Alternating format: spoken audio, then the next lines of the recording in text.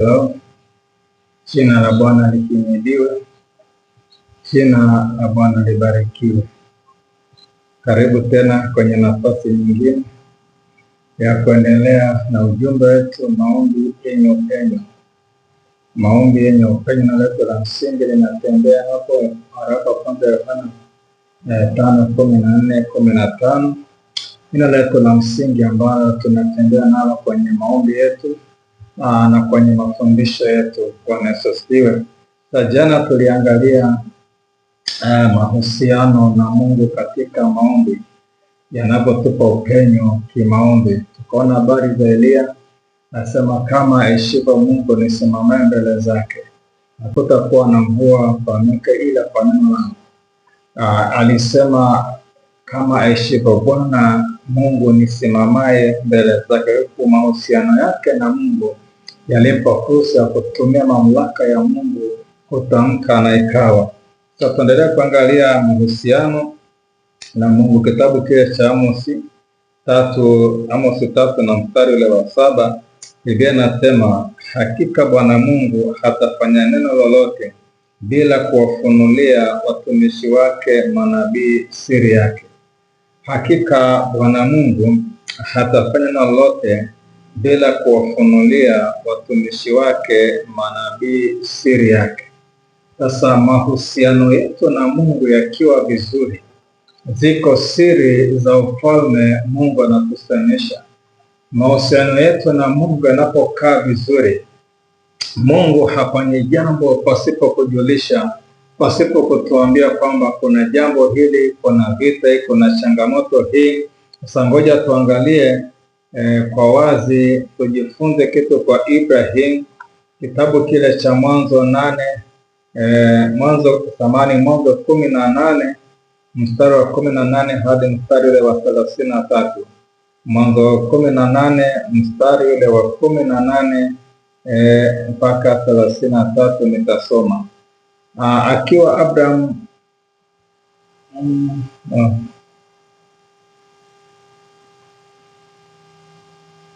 Mwanzo 18 kuanzia mstari wa 17. Mwanzo 18 kuanzia 17 hadi 33 nitasoma. Bwana akanena, je, nimfiche Ibrahim jambo nilifanyalo? Mwanzo 18:17 anasema Bwana akanena, je, nimfiche Ibrahim jambo nilifanyalo? Akiwa Ibrahim atakuwa taifa kuu hodari, na katika mataifa yote ya dunia watabarikiwa. Kwa maana nimemjua kwamba atawaamuru wanawe na nyumba yake baada yake waishike njia ya Bwana, wafanye haki na hukumu, ili kwamba Bwana naye akamtimizie Ibrahim ahadi zake. Bwana akasema, kwa kuwa kilio cha Sodoma na Gomora kimezidi na dhambi zake zimeongezeka sana, basi nitashuka sasa nione kama yanayotendeka ni kiasi cha kilio kilichonijia, na kama sivyo nitajua. Basi wale watu wakatoka huko wakaelekea Sodoma, lakini Ibrahimu alikuwa akali akisimama mbele za Bwana. Ibrahimu akakaribia akasema, je, utawaharibu wenye haki pamoja na mwovu? Huenda watakuwepo wenye haki 50 katika mji, utawaharibu wala hutawacha mji kwa ajili ya hao 50 wenye haki waliomo? Hasha, usifanye hivyo ukamuue mwenye haki pamoja na mwovu. Mwenye haki awe kama mwovu. Hasha, uhukumu ulimwengu wote, usitende haki? Bwana akasema, nikiona katika Sodoma wenye haki 50 mjini, nitapaacha mahali pote kwa ajili yao. Ibrahimu akajibu akasema, basi nimeshika kusema na Bwana, nami ni mavumbi na majivu tu. Huenda wakapunguka 5 katika wale 50 wenye haki. Je, utaharibu mji wote kwa kupungua 5? Akasema, usitauharibu nikiona humo 45. Akazidi tena kusema naye akinena, huenda wakaonekana huko 40. Akasema, sitafanya kwa ajili ya hao 40. Akasema, Bwana asiwe na hasira nami nitasema, huenda wakaonekana huko 30. Akasema, sitafanya nikiona humo 30.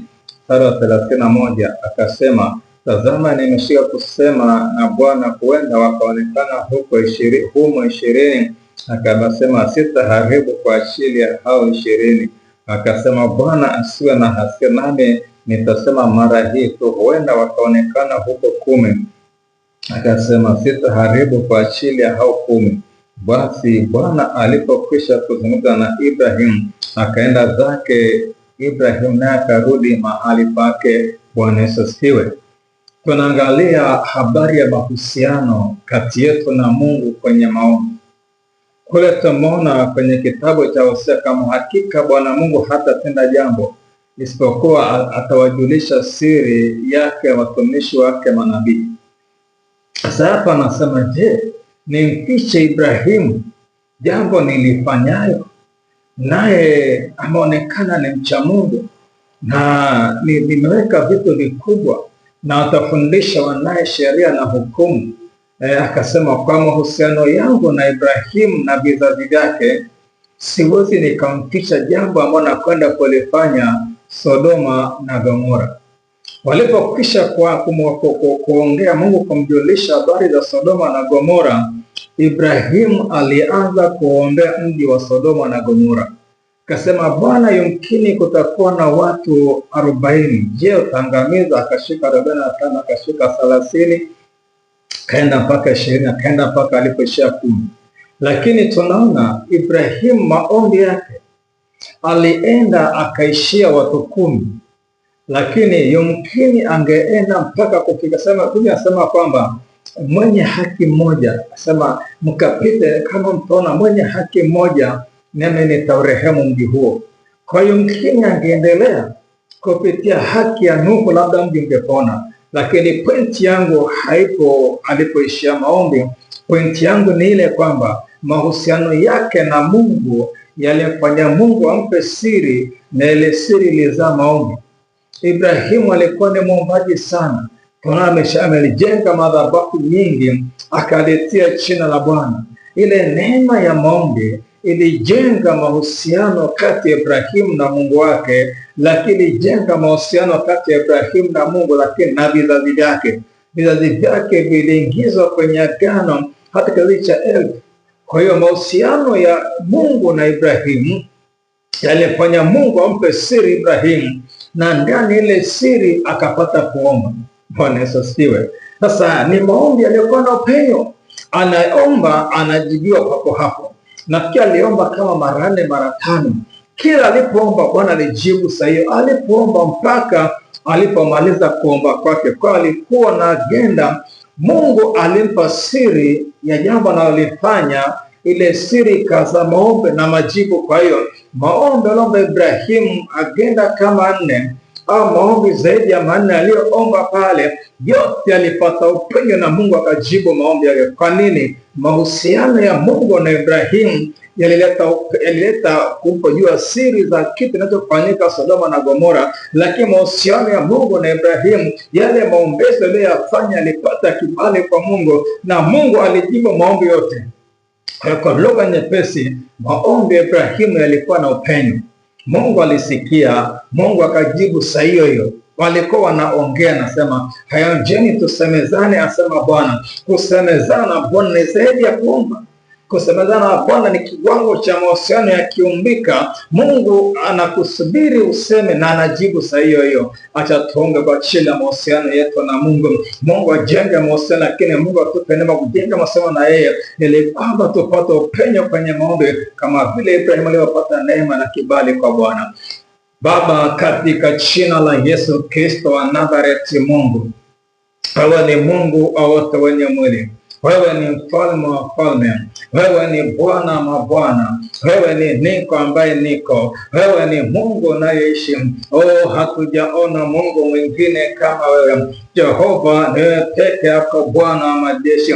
Jehova niwe peke yako Mungu mwenye nguvu. Jehova niwe peke yako Mungu unayeishi. Baba, tunapomuka mbele ya madhabahu yako katika jina la Yesu, nikileta watoto wako ambao wanafuatilia mafundisho haya Baba, kutoka mataifa mbalimbali, naomba neema yako iwe juu yao katika jina la Yesu. Baba, jifunue kwao, jifunue kama ulivyojifunua kwa Ibrahim, jifunue kwao Bwana katika jina la Yesu. Ile neema yako ikafunuliwe kwao, ifunuliwe ndani yao, waanze kujenga mahusiano katika maombi. Hawe na maombi asubuhi, mchana, jioni. Hawe na maombi yaliyo hai, hawe na maombi yaliyoendelevu, hawe na maombi ambayo yanahitaji utukufu wako uonekane. Hawe na maombi ambayo utadhihirika Jehova katika jina la Yesu, na kwa damu ya Pasaka ya mwanakondoo Yesu Kristo wa Nazareti aliye hai. Baba, dhihirisha neema yako. Baba, dhihirisha fadhili zako, mkono wako wenye nguvu ulio hodari. Baba, wakajifunue kwa watoto wako. Baba, neema yako ifunuliwe,